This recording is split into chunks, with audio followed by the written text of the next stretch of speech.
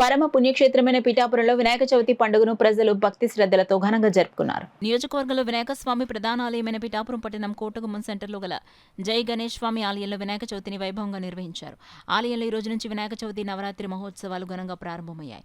ఈ సందర్భంగా శనివారం తెల్లవారుజాము నుంచి స్వామివారికి అభిషేకాలు, విశేష నామార్చనను ఆలయ ప్రధాన అర్చకులు మైలవరపు రామకృష్ణాచార్యులు, మైలవరపు అవినాశాచార్యులు నిర్వహించారు. అలాగే స్వామివారికి 52 కిలోల భారీ లడ్డు నైవేద్యంగా సమర్పించారు. స్వామివారిని దర్శించేందుకు భక్తులు భారీగా బారుతీరారు. కాగా టీడీపీ రాష్ట్ర అధికార ప్రతినిధి పిఠాపురం మాజీ ఎమ్మెల్యే వర్మ జై గణేష్ స్వామివారిని దర్శించి ప్రత్యేక పూజలు జరిపారు. ఈ సందర్భంగా మాజీ ఎమ్మెల్యే వర్మ, ఆలయ అర్చకులు, అవినాశాచార్యులు మీడియాతో మాట్లాడారు.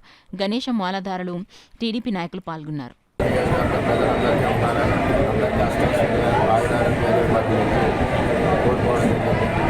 అదేవిధంగా ఈ గుడికి గణేష్ మాల వేసుకునే భక్తుల కోసం కొన్ని పూజా కార్యక్రమాలు చేసుకోవడానికి ఆ రోజుల్లో మేము 8 లక్షలతో గణేష్ మాల వేసుకునే భక్తులందరికీ సౌకర్యార్థం వినాయకుడికి ఉన్న స్థలంలో ఒక హాల్ నిర్మాణం చేయడం జరిగింది. దానికి 11 లక్షలు 12 లక్షల వరకు కూడా ఖర్చు పెట్టి చేయడం జరిగింది. చాలా ఉపయోగకరంగా ఉంది. ఇంకా కొద్దిగా రిక్వైర్మెంట్ ఉన్నాయి, అవి కూడా మేము ఈ సమయంలో చేస్తామని తెలియజేస్తున్నాం. ఎప్పుడు కూడా గుళ్ళ అభివృద్ధికి మేము కట్టుబడి ఉన్నాం. వెంకటేశ్వర స్వామి గుడికి 2 కోట్ల లక్షలు ఇచ్చాం, వెంకటేశ్వర స్వామి గుడికి 5 కోట్లు ఇచ్చాం. అలాగే మన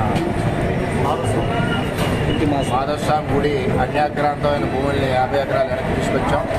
గుడిని కూడా 25 లక్షలతో అభివృద్ధి చేసాం. అన్ని కార్యక్రమాలు కూడా పిఠాపురంలో మా ఇంట్లో చేసాం.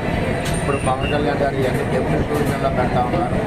దాంట్లో ఇంకా అభివృద్ధి కార్యక్రమాలు జరిగే అవకాశం ఎక్కువగా ఉందని చెప్పి స్వామివారికి ఉదయము విశేషంగా 11 ద్రవ్యాలతో అభిషేకాలు చేసి అనంతరము గణపతి చవితి కథ ఏదైతే ఉందో ఆ కథాశ్రవణము చేసి విశేషంగా స్వాములందరికీ కూడా భక్తులందరికీ తీర్థప్రసాదాలు ఇచ్చి గణపతి అనుగ్రహం కల్పించడం కోసమని స్వామివారికి విశేష అలంకారాలు 21 పత్రికలతో స్వామివారికి పూజ చేసి అనంతరం దర్శనం కోసమని భక్తులందరికీ కూడా అవకాశం కల్పించడం జరిగినది.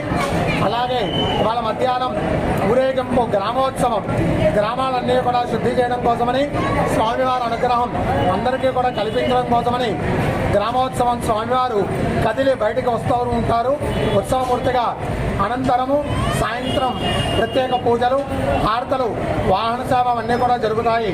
కాబట్టి నవరాత్రులు 9 రోజులు అంగరంగ వైభవంగా స్వామివారికి ఉదయము, మధ్యాహ్నము, సాయంత్రము కూడా సేవలు జరుగుతాయి.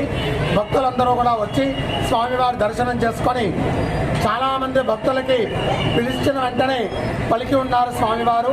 కాబట్టి ఇంకా భక్తులు ఎవరైనా కోరికలు నెరవేరిన వాళ్ళు ఉంటే వాళ్ళందరూ కూడా వచ్చి స్వామివారి దర్శనం చేసుకొని స్వామివారి అనుగ్రహానికి